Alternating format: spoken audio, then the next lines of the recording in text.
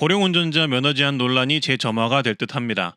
지난 24일 교통사고 분석 시스템에 따르면 노인 운전자 교통사고는 22년 3만 4,652건에서 2023년 3만 9,614건으로 4,962건이 증가했다고 하는데요.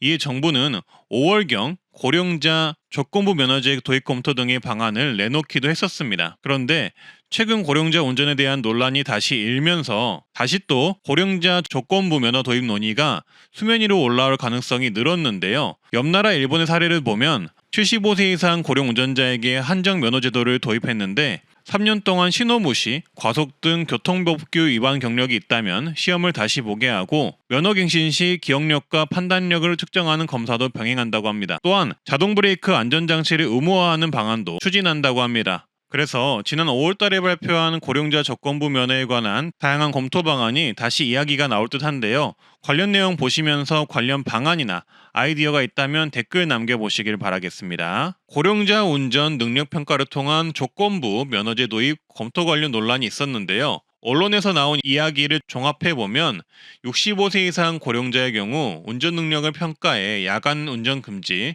또는 고속도로 운전 금지, 속도 제한으로 운행 조건 제한을 거는 방식이 검토된다라는 발표가 있었다고 합니다. 따라서 일부 언론사는 고령자 조건부 면허제라고도 말하기도 했는데요. 일단 이런 보도가 나오자마자 이 조건부 면허제라는 부분이 어르신들 사이에서 논란이 되었고, 이 정부는 특정 연령을 대상으로 하는 것은 아니다, 고위험군 운전자가 대상이다라고 해명을 하면서 관련 논란은 일단락된 듯합니다. 하지만 이 노인 조건부 운전면허 제도는 올해만 나온 이야기는 아닙니다. 지금까지 꾸준히 제기가 되어 온 이야기인데요. 다만 생계를 유지해야 하는 분들이나 시골에 사셔서 자동차가 아니면 이동이 어려운 분들 또는 90대 이상 어르신을 모시는 60대, 70대 어르신분들은 어떻게 해야 하나라는 의견들이 나왔습니다. 여러분들의 생각은 어떠신가요? 만약에 이 고령자 조건부 운전면허 제도가 시행이 된다면 어떤 방식으로 시행이 되어야 할까요? 아니면 시행은 어렵다고 보시나요? 관련 내용으로 의견이나 아이디어 있으시면 댓글 남겨주시고요.